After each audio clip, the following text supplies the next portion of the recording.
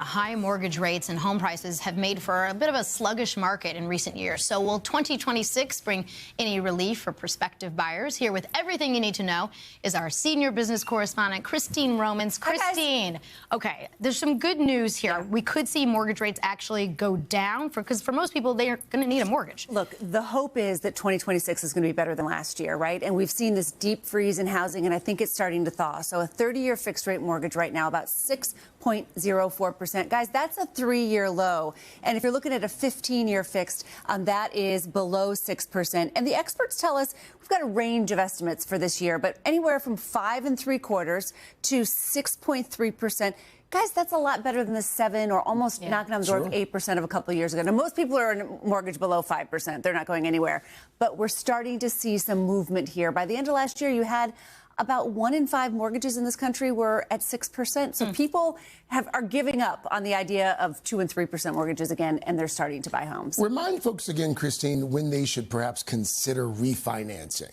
Now look, if you bought a home at 6.5%, you're not refinancing at 6. But if you're way up near, near 7.5 or higher, now you can start looking at the math and see what it will cost you. Remember, you're going to pay closing costs again, so be careful. All right, so we've got interest rates covered. Let's talk about inventory. Right. And let's talk about home prices as well. So home prices by the end of last year were still rising, but not as quickly. And that's important because prices have been rising outside of people's reach. So home prices are increasing at a slower rate.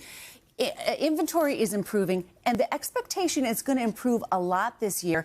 That means affordability is improving as well. So you've got more homes in buyers' budgets that we hope are going to be on the market this year. Look at that, almost 9% improvement in inventory according to Realtor.com and Zillow. And home sales, existing home sales, you've seen home sales rise at the end of last year, I think a 5-year high for, so you've got a 5-year high for home sales, a 3-year low for mortgage rates. See what I mean? Yes. How things are starting to thaw a little bit in that deep freeze in housing. And what cities do you think we might see the most improvement? It's so cool when you look at the beginning of the year so this is from the National Association of Realtors. If you look, Charleston, Charlotte, Columbus. It's interesting when they say Charleston, just being somewhat familiar with that housing market. I wonder if they're talking about Charleston proper or if they're talking about the 7 or 8, towns around Charleston.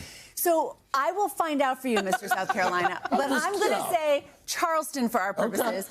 Charlotte, Columbus, Indianapolis, Jacksonville. Look, this is based on demand. Demand is good in these towns. Affordability is improving in places like Minneapolis and Raleigh and Richmond. The housing supply, NAR tells us, matches the budget of buyers, which is important. You can have inventory improve, but if it's all stuff that's really expensive, it doesn't help you. Spokane, Salt Lake, these are the housing hotspots. But then if you look at first-time home buyers who've had a real hard time over the past few years, a lot of places kind of out east and some city centers I thought was interesting. Rochester, Harrisburg, PA, Granite City, Illinois, Birmingham, Alabama, North Little Rock. Okay, so for Little Rock, we are getting very specific. We did it with Charleston. Sorry. Syracuse, Baltimore, St. Louis Park, Minnesota, Pittsburgh, PA, and Garfield Heights, Ohio. And those are for first-time home buyers, people trying to just for the first time get in the market. And you and I've talked about this. The age of the first-time home buyer.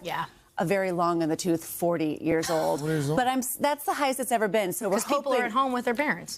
We're hoping that things get a little bit better and that people aren't priced out so much this year. So if someone's watching or listening right now, Christine, and they're like, you know what, I actually may want to buy a home in 2026. What should they be doing right now to prepare? Even if the moment isn't right for you, you can always be getting ready. Obviously, saving money for the down payment, but try to improve your credit score. The better the credit score, the higher the credit score, the lower the interest rate. You want to get that 6% or sub 6%. Know your budget. A lot of people look at the mortgage rate and the home price, and that's how they're calculating what they can afford. But insurance prices are up a lot.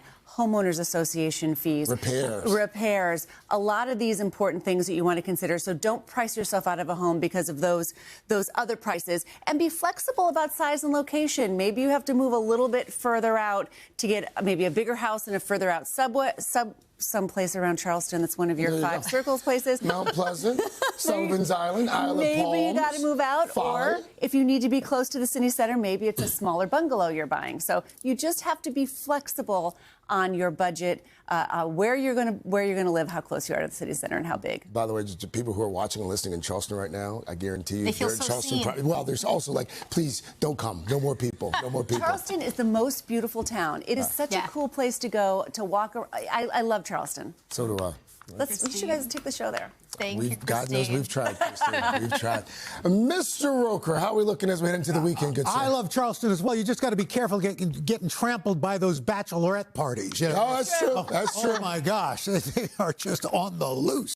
Hey, thanks for watching. And don't forget, you can catch the Today Show every morning on NBC or take Today when you're on the go. Just follow the Today podcast on Apple Podcasts, Spotify, or wherever you listen.